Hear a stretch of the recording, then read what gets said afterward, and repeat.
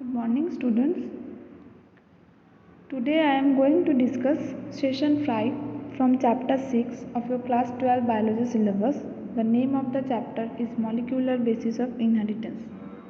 Already we have completed 4 sessions from this chapter, and from these 4 sessions we came to know a lot of things: the molecular basis of genetic material, different kinds of the experiments on genetic material, nucleic acid structure and function, DNA structure and function, and the packaging of DNA and the DNA replication.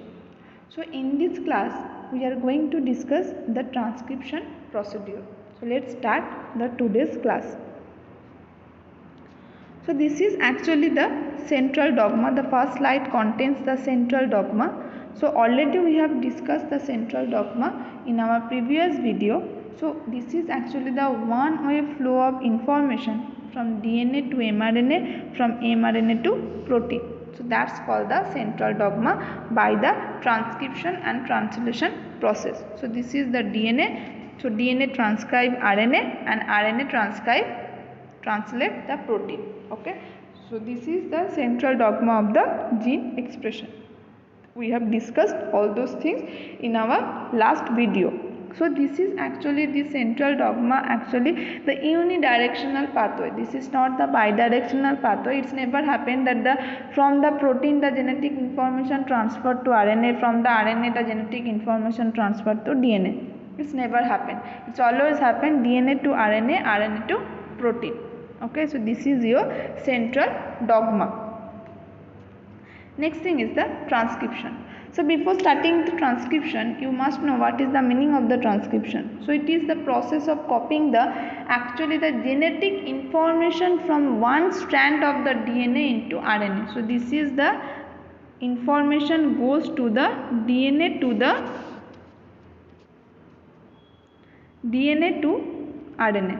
Okay, so this is the basic thing, that it is the information, it is the process of copying genetic information from one strand of the DNA into RNA. Okay, and this process of transcription is actually governed by the principle of the transcription, principle of the complementarity, except the adenosine now forms base with the pair of the uracil. So this is a new change is there, because this transcription is related with the RNA, not the DNA. So in the DNA 4 bases are there. In the DNA 4 bases are there, like the A, G, C, T. Okay, this is the DNA. And in the RNA 4 bases are there, A, G, C, U. U means the uracil. So instead of the thymine, so uracil is there. Instead of the thymine, the uracil is there. So here A always pairs with the U, and G's pair is always will be same, that the G always pairs with the C.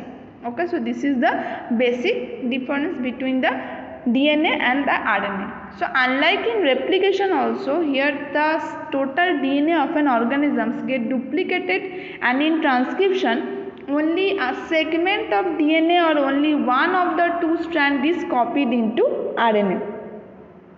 So this is the basic things of the transcription process, and the process of transcription actually takes place by the DNA helicase enzyme. Second enzyme is the RNA polymerase II enzyme, and the third is the ribonucleotides. The first enzyme is the DNA helicase, second enzyme is the RNA polymerase II, and third enzyme is the ribonucleotides.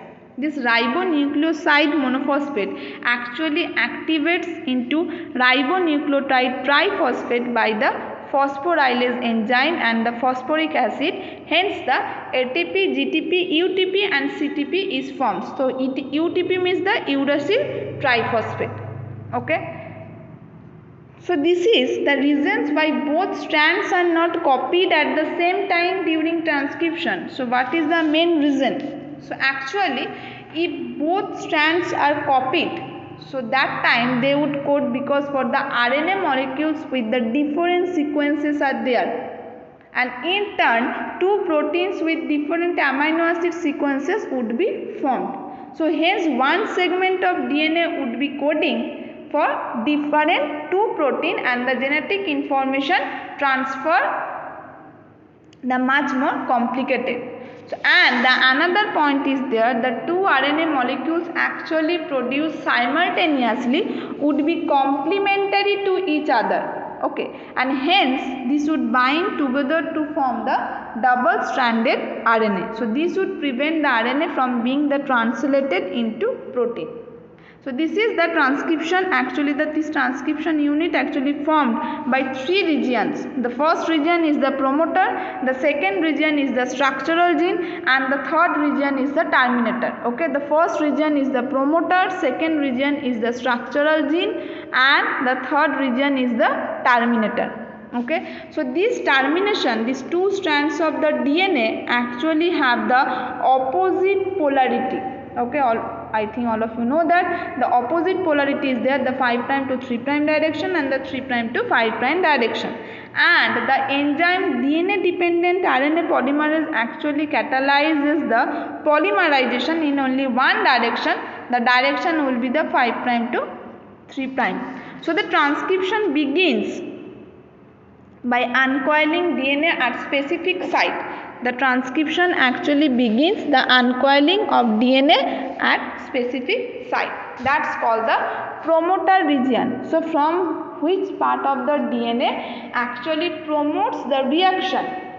Which part of the DNA actually promotes the reaction? That's called the promoter region of the cistron. Okay, cistron means this whole body. This whole body is called the cistron. So it takes place by the DNA helicase. It takes place, this uncoiling of the DNA actually accomplished by the DNA helicase. Next thing is the RNA polymerase 2 recognizes and binds to the promoter sequence. So there was one enzyme is there, that RNA polymerase 2. So this RNA polymerase 2 actually recognizes, okay, that this is the promoter site and then binds to the promoter sequence. After that, RNA polymerase 2 synthesizes the RNA, and always from the 5' to 3' direction. This RNA polymerase 2 synthesis the RNA always from the 5' to 3' direction.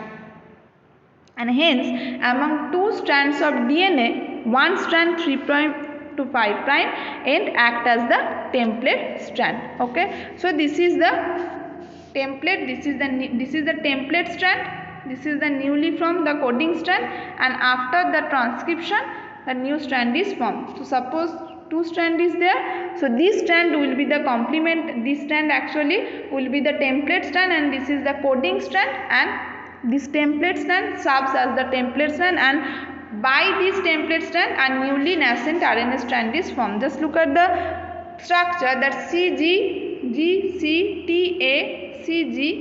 Okay, here A always pairs with the U. A always pairs with the U. This AU. Why? Because adenine always pairs with the uracil in the case of the RNA. Why? Because in the RNA the T strand is not there.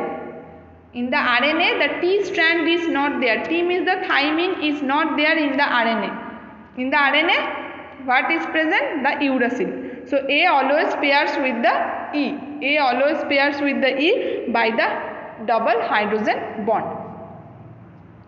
So this is the main mechanism of the transcription. This is the main mechanism of the transcription. The promoter actually is one kind of the DNA sequence which provides the binding of the RNA polymerase. This is the RNA polymerase binding the site of the DNA. So this site is called the promoter site. This site is called the promoter site, and it's located the 5' end of the structural gene. So if you this is the 5' to 3', so this is the 5' end of the structural genes, and its presence also defines the template and the coding strand. Its presence always defines the template and the coding strand.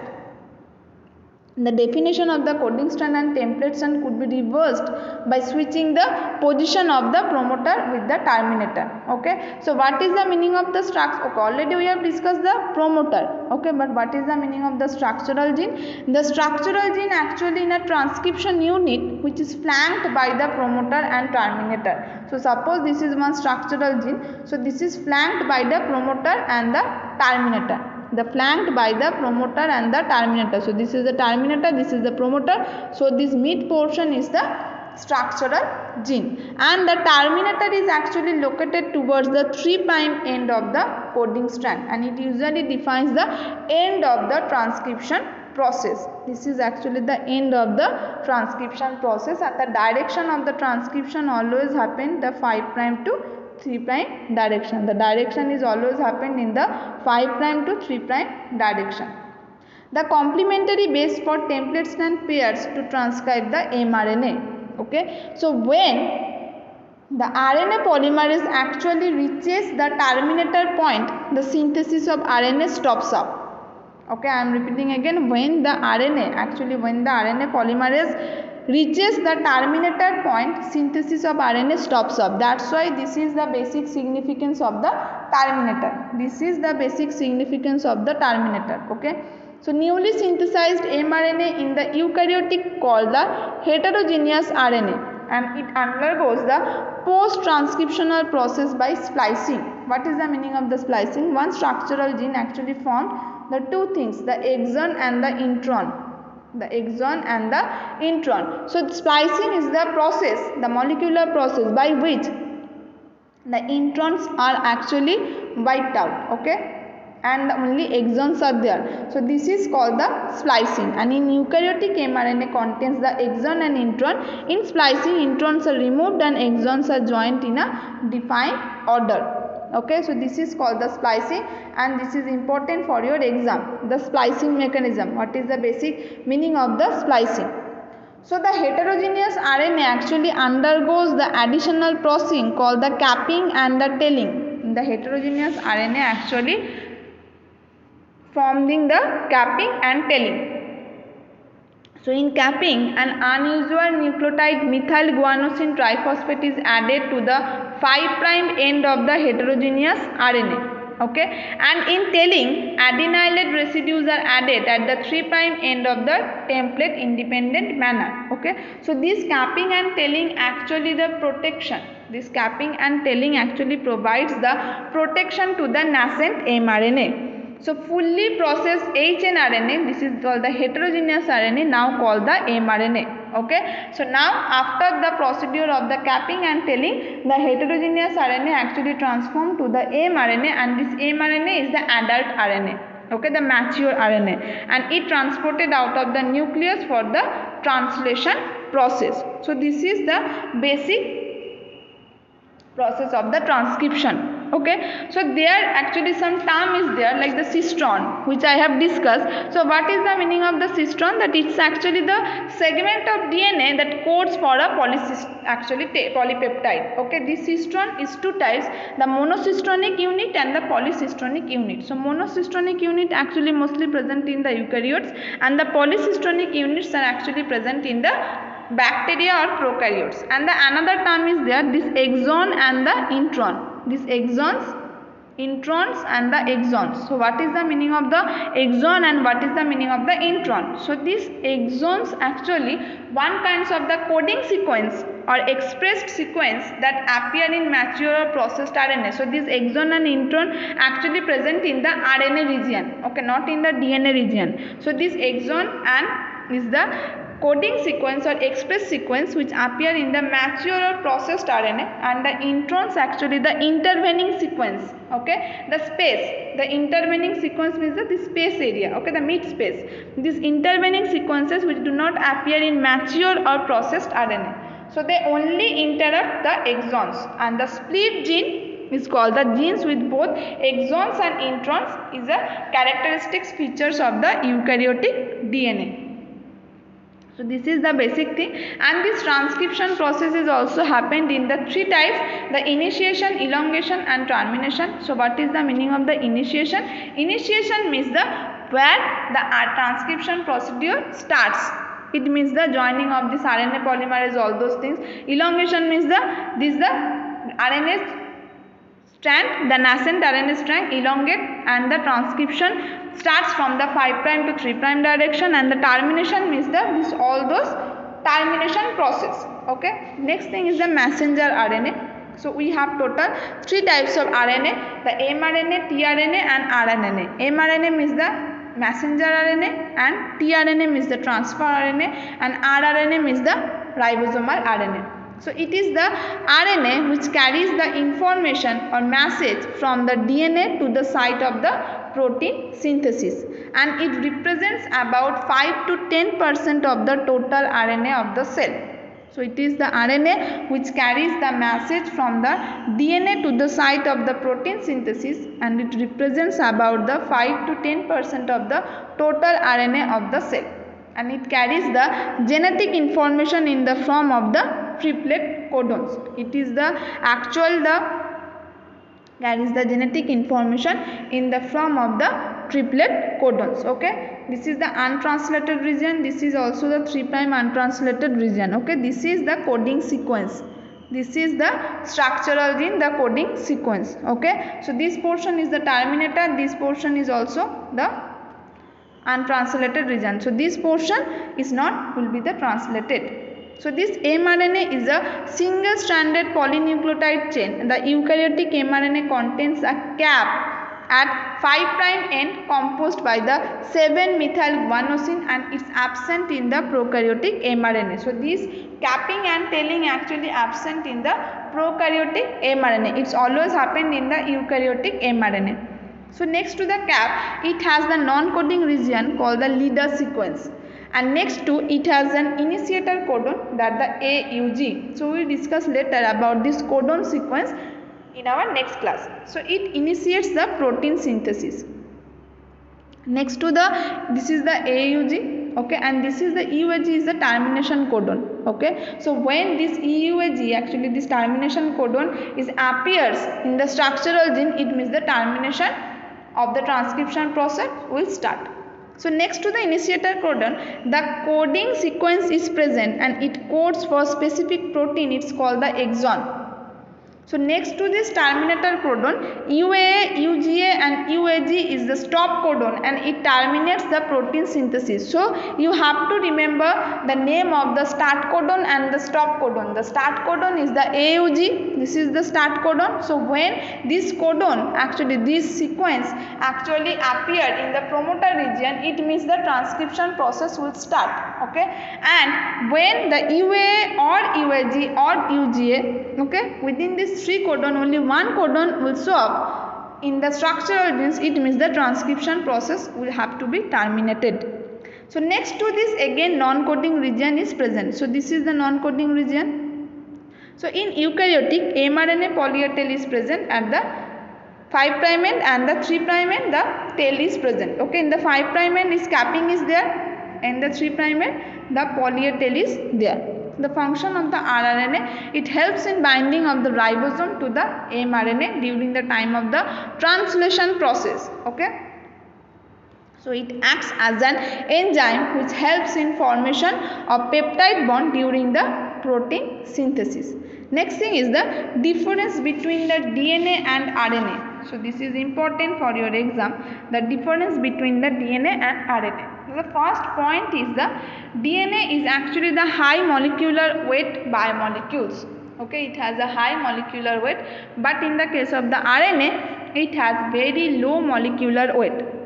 In the DNA, it has a double-stranded polynucleotide chain, and in the RNA, it's the single-stranded polynucleotide chain.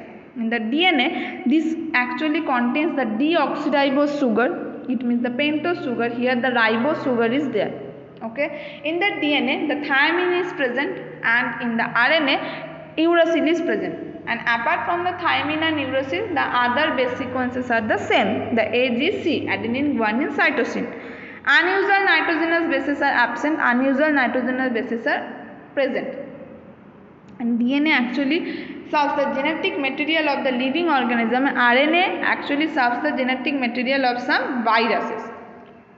So this is the difference between the DNA and RNA. So there is actually some notes I have given, that the first one is the RNA polymerase is also called the, so this note portion is important, the RNA polymerase is also called the DNA dependent RNA polymerase. Okay, why this is called the DNA dependent RNA polymerase? Because it actually acts on the DNA strand to form the RNA. Okay, so that's why this is called the DNA dependent RNA polymerase. So second is the RNA polymerase 1 is found in the nucleolus and helps in synthesis of the rRNA, and hence nucleolus is also called the ribosome factories of the cell. Next thing is the RNA polymerase 2, which helps in the synthesis of the mRNA, and RNA polymerase 3 helps in the synthesis of the tRNA. So this 2 is very important. This 2 is actually very important, that the RNA polymerase 2 helps in synthesis of the mRNA and RNA polymerase 3 helps in synthesis of the tRNA. Okay, so next thing is the ribosomal RNA is the insoluble RNA. Ribosomal RNA is the insoluble RNA.